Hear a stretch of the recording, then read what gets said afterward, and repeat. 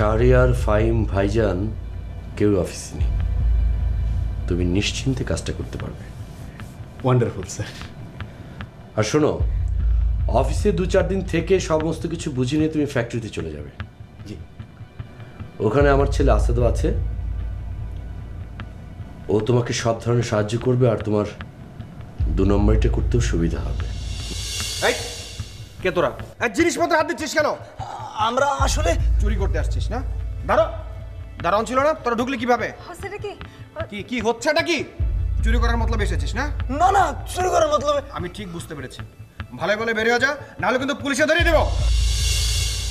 আসলে মেজো ভাই আমাকে দেখতে চেয়েছে। তাহলে যাও। তুমি পাগল নাকি? তোমাকে এই অবস্থায় রেখে আমি আমার বাপের বাড়ি যাব? আচ্ছা, আমার তো এমন কিছু হয়নি রেবেকা যে আমাকে 24 ঘন্টা তোমার চোখে চোখে রাখতে হবে। কিন্তু আমি তো জানি আমি পাশে না থাকলে তুমি নিজের খেয়াল রাখবে না। আচ্ছা, আমি তোমাকে কথা দিচ্ছি, আমি আমার নিজের খেয়াল রাখবো। আর বাড়িতে তো এত লোকজন রয়েছে, তাছাড়া 2জন নতুন লোককে অ্যাপয়েন্ট করা হয়েছে। তুমি যাও, ভাইয়া তোমাকে দেখতে চেয়েছেন। তুমি যদি না যাও তাহলে উনি মন খারাপ করবেন, কষ্ট পাবেন। ঠিক আছে, আমি যাব, তবে আজকে না, কালকে যাব। ঠিক আছে, কালকেই যাও। আর এখন ফাইলগুলো নিয়ে যাও।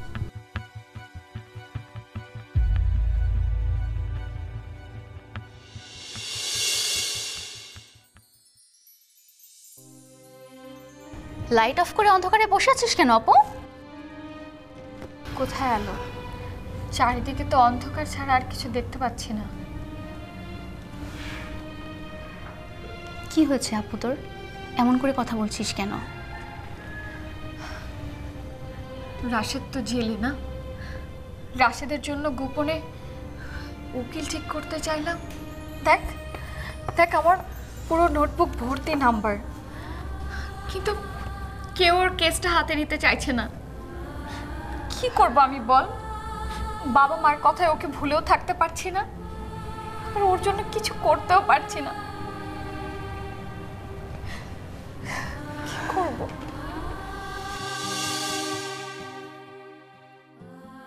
আমারও একই অবস্থা। যতবার ফাহিমকে ভুলতে চাইছি ততবারই যেন ওর সামনে চলে আসছে। ফাহিমের সাথে তোর দেখা হয়েছিল? আজ রাস্তায় ওর সাথে দেখা হয়েছিল। যাকে বারবার ভুলতে চাই সে কেন বারবার চোখের সামনে চলে আসে বলতে পারিস আপু? তা জানি না রে, তবে জানি যেমন কাউকে জোর করে ভালোবাসা যায় না, তেমন কাউকে চাইলে মন থেকে মুছে ফেলাও যায় না। আমাদের হয়েছে এই অবস্থা। তোর সাথে ফাহিমের কথা হয়েছিল? একজন অপরিচিত মানুষের কাছে যেভাবে ডোনেশন চেয়েছি ওর কাছেও সেভাবেই চেয়েছি।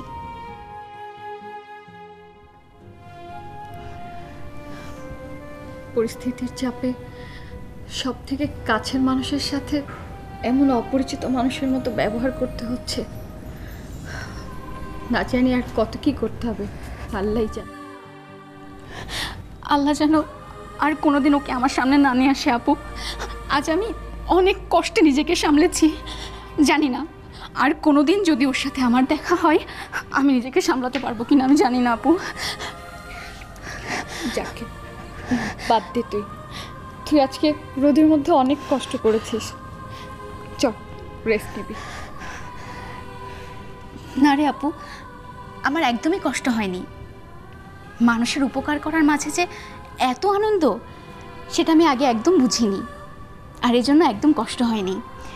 আর শোন আপু, তুই রাশেদ ভাইয়ের বিষয়টা নিয়ে একদম টেনশন করিস না, দেখবি একজন উকিলের ব্যবস্থা ঠিক হয়ে যাবে। সত্যি হবে তো? আল্লাহ নিশ্চয়ই এতটা নির্দয় হবেন না। আর আইনে তো আছে কেউ যদি উকিলের অ্যারেঞ্জ করতে না পারে তাহলে সরকার থেকে তার ব্যবস্থা করা হবে। সত্যি?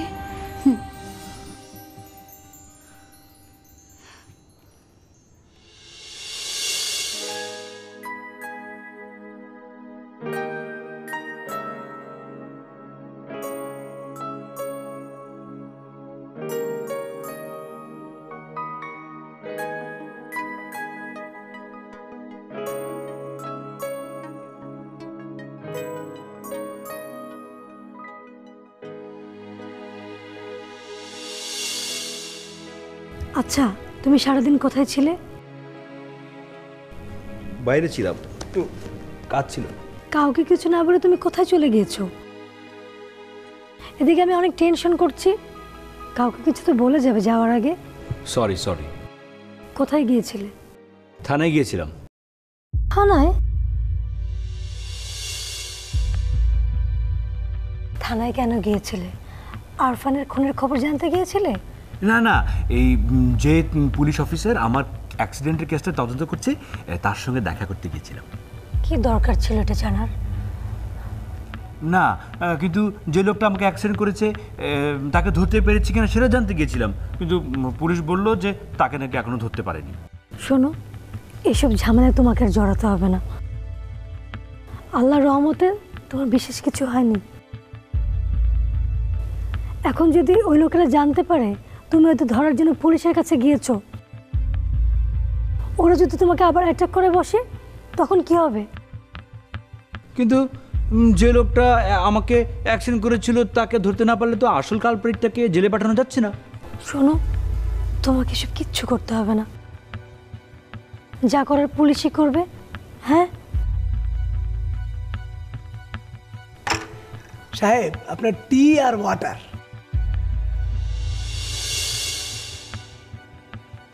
এ কে জ্যোৎস্না? ওর নাম হচ্ছে কাশেম। ও আজ থেকে আমাদের বাড়িতেই থাকবে, আমাদের সাথে কাজ করবে। সালাম সাহেব, হাউ আর আপনি? হাউ আর আপনি? কেমন ইংলিশ? আসলে সাহেব, আমি ওয়ার্ক করতাম এক বিলেতি সাহেবের হাউস। সেখানে ওয়ার্ক করতে করতে আমি ইংরেজিটা প্র্যাকটিস করে ফেলছি। সরি সাহেব, আই টকিং ভুল ইংলিশ, তবে আই প্রমিস আমি ভুল ইংলিশ সঠিক করে নেব। না, তুমি যেভাবে বলছো সেভাবেই বলো। তোমার ভুলভাল ইংরেজি শুনেই তো আজকে আমি অনেক দিন পরে প্রাণ খুলে হাসতে পারছি। যে ভুল মানুষের উপকারে আসে সেটা তো ভুল নয়। থ্যাংক ইউ সাহেব। জানো, ও না খুব ভালো। আজকে চাকরিতে জয়েন করেছে, আসার পর থেকে একটা কাজও আমাকে করতে দেয়নি, ও সব নিজে করেছে। তাহলে তো তোমার বিয়ে হলে তোমার বউ খুব খুশি হবে। আরে তুমি এটা কি বলছো? ও তো বিবাহিত, ওর ওয়াইফকে নিয়ে আমাদের বাসায় এসেছে। তাই নাকি? হ্যাঁ, ওর ওয়াইফ আবার কথায় কথায় কি বলে জানো? কি বলে? হচ্ছেটা কি।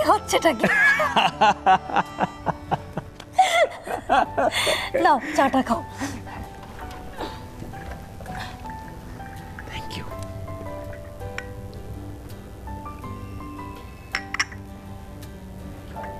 ম্যাডাম, আপনার চা। ম্যাডাম, চা চায়ে গেল কই? মনে হয় গোসলখানায় গেছে। আচ্ছা, চাটা রেখে যাই।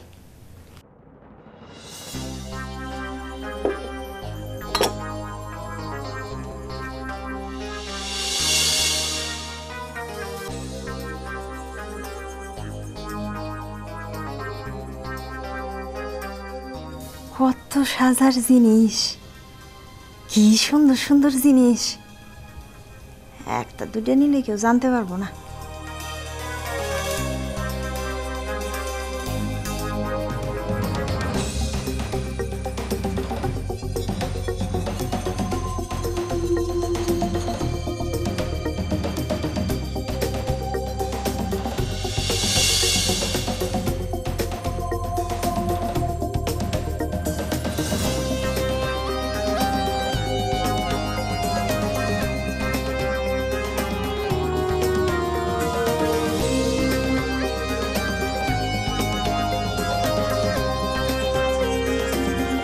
মর্জিনা,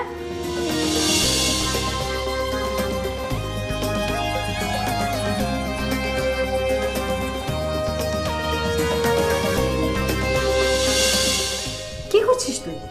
মনে হয় দেখে নাই যে জিনিসগুলো আমি নিছি, তাইলে ভয় পাওয়ার কিছু নাই। কি ব্যাপার, চুপ করে আছিস কেন? আপনি চা চাইছিলেন, তাই চা আনছে আপনার জন্য। ও,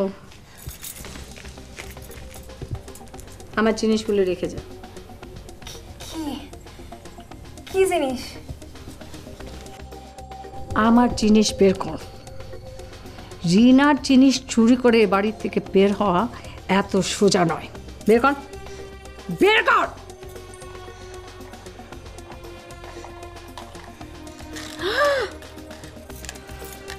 আর কি আছে, রাখ, বের কর। ছেঁচড়া কোথাকার, তোকে আজকে আমি শেষ করে ফেলবো, সবার সামনে নিয়ে যাবো, পুলিশে দেবো। চল, চল এক্ষুনি চল। আমার মাফ করে দেন ম্যাডাম, আমার ভুল হয়ে গেছে, আর কোনোদিন হবে না ম্যাডাম, আমার মাফ করে দেন। কিসের মাফ করে দেন? চল। কি হচ্ছে সব?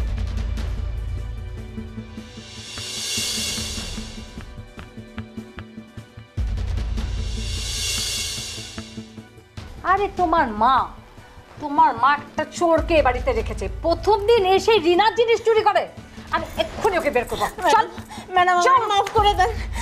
আমার যেটাকে আমার বর জানতে পারলে আমার তালাক দিয়ে নেব। তোর এইসব কথা আগে মনে ছিল না? এই বের করে দাও ওকে। রিনা, ওকে ক্ষমা করে দাও। কি বলছো তুমি? সাহেব, আমার মাফ করে দেন। আসলে জীবনে এত ভালো জিনিস দেখি নাই তো, তাই লোভ সামলাইতে পারিনি। মরতে যখন হবে আজকেই মরে যাওয়া উচিত, কিন্তু কিভাবে মরবো? এখানে না বিষ না ছুরি কিছুই তো নেই। খুঁজে দেখি যদি কিছু পাওয়া যায়।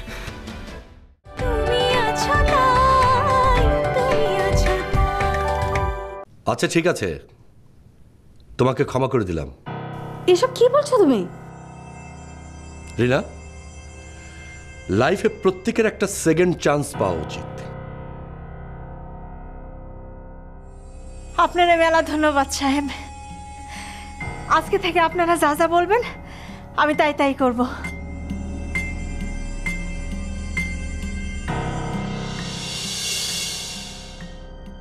দাঁড়াও, জিনিসগুলো দাও তো। আরে দাও না। গোলটা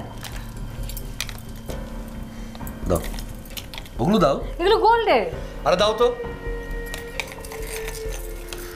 নাও, এগুলো সব তোমার। কি করছো? আর কি করছে মানে, এগুলো তো সব পুরনো জিনিস, তুমি আবার সব নতুন করে কিনে নিবে।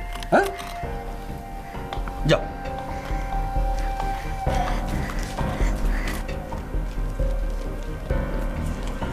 এটা তুমি কি করলে?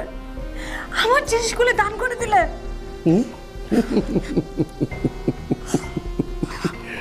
দান নয় সোনা, ইনভেস্টমেন্ট।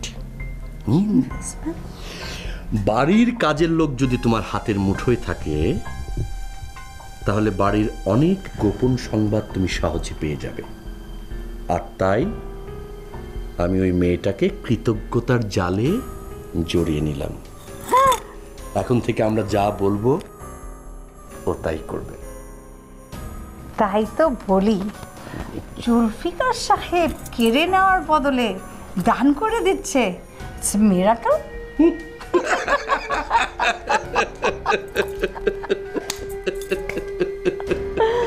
ও বাবা,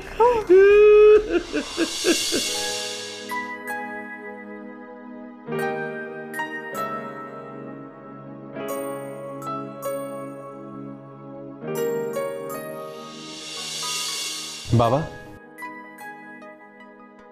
তোমার শরীর এখন কেমন? ভালো,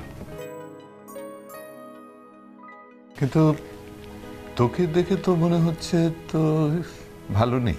কারোর সঙ্গে ঝগড়াটা করেছিস নাকি? না, মানে চাচা আমার সঙ্গে ভালো ব্যবহার করেনি অফিসে,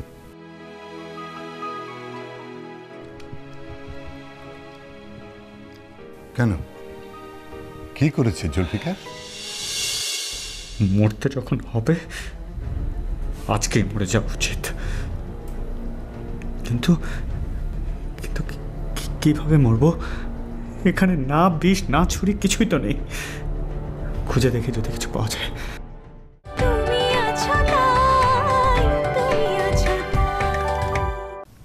অফিসে একজন অ্যাকাউন্টস ম্যানেজার জয়েন করেছে। লোকটার কোয়ালিফিকেশন কি, এডুকেশন কি কিছুই জানি না, আর চাচা কিনা তাকে অ্যাপয়েন্ট করে নিল। জুলফিকার অবশ্য বলছিল যে অফিসে একজন নতুন অ্যাকাউন্টস ম্যানেজারের দরকার। বাবা তুমি যাই বলো, লোকটাকে আমার তেমন সুবিধার মনে হয়নি। কেন, কি করেছে লোকটা? লোকটা আগে যে কোম্পানিতে চাকরি করতো তাকে সেখান থেকে তাড়িয়ে দেওয়া হয়েছিল। আর চাচা তার মতো একজন লোককে আমাদের কোম্পানিতে এত বড় একটা দায়িত্ব দিয়ে দিল। শোন, মানুষের অতীত দিয়ে মানুষকে আসলে বিচার করা যায় না। মানুষ অনেক সময় তার অতীতের ভুল ভ্রান্তিকে শুধরে নিয়ে বর্তমান এবং ভবিষ্যৎকে তৈরি করে। বাবা আমি আসলে তোমাকে বোঝাতে পারছি না, আমার মন বলছে লোকটা আমাদের কোম্পানির জন্য ভালো নয়, তাই যত তাড়াতাড়ি সম্ভব চাচাকে ডেকে লোকটাকে তাড়িয়ে দিতে বলো। এভাবে তো কাউকে তাড়িয়ে দেওয়া যায় না ফাহিম। লোকটা কোনো দোষ করলে তাহলে না হয় তাকে তাড়িয়ে দেওয়া যেত, কিন্তু শুধু শুধু একটা লোককে কি তাড়িয়ে দেওয়া যাবে? বাবা তুমি আমার কথা শোন, সেই কবে থেকে আমি তো অফিসে যাচ্ছি না, শাহরিয়ার অফিসে যাচ্ছে না, তুই তো আজকে থেকে যাওয়া শুরু করলি। এই কদিন তো জুলফিকারটা অফিসটা সামলেছে, তাই না? ওর একটা ডিসিশনকে যদি আমরা অনার না করি তাহলে এটা ভালো দেখাবে? তোকে খুব টায়ার্ড লাগছে, যা রেস্ট নে। আর শোন, যে কদিন ফ্যাক্টরিতে যাবি এর মধ্যে আর এখানে আসার দরকার নেই। আগে যেভাবে থাকতি ওখানেই থাকবি। না, ফাহিম ওখানে থাকতে পারবে না, কিছুতেই না।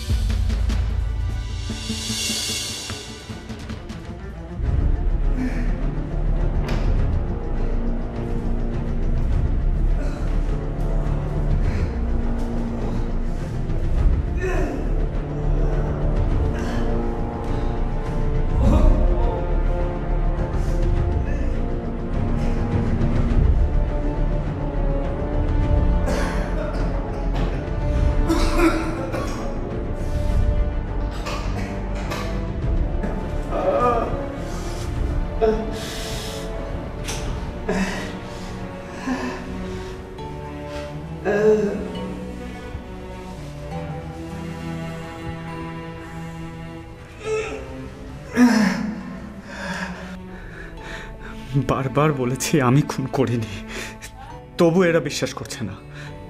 একটা মিথ্যা কথা স্বীকার করানোর জন্য আমাকে এত মারলো, আমার বাঁচার দেখছে আর কোনো উপায় নেই। এভাবে এরা তো আমাকে খুনি প্রমাণ করে আমাকে ফাঁসি দিয়ে দেবে। এরকম মিথ্যা বদনাম নিয়ে মার খেয়ে তিলে তিলে মরার চেয়ে এখনই মরে যাওয়া উচিত। আমাকে তো আর কেউ বাঁচাতে আসবে না, কিসের অপেক্ষায় ফাঁসি পর্যন্ত অপেক্ষা করব? মরতে যখন হবে আজকেই মরে যাব।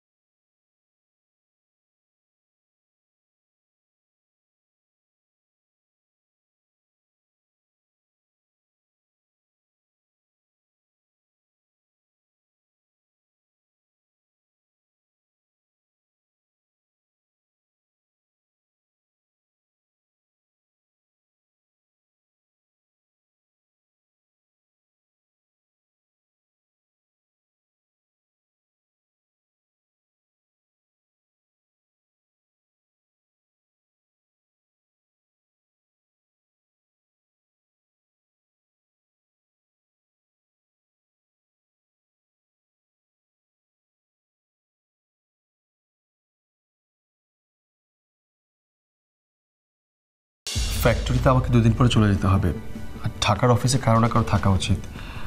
আমি বলি কি, তুমি অফিস আবার জয়েন করো। কিন্তু আমি তো অসুস্থতার ভান করে আছি, আমাকে তো অফিসে যেতে দেবে না।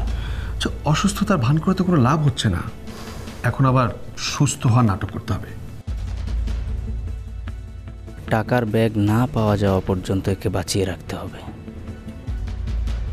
অতগুলো টাকা উদ্ধার করতে না পারলে আমার প্রমোশনটা আটকে যাবে। যে করে হোক বাঁচার জন্য এর মনোবল ফিরিয়ে আনতে হবে, কিন্তু কিভাবে?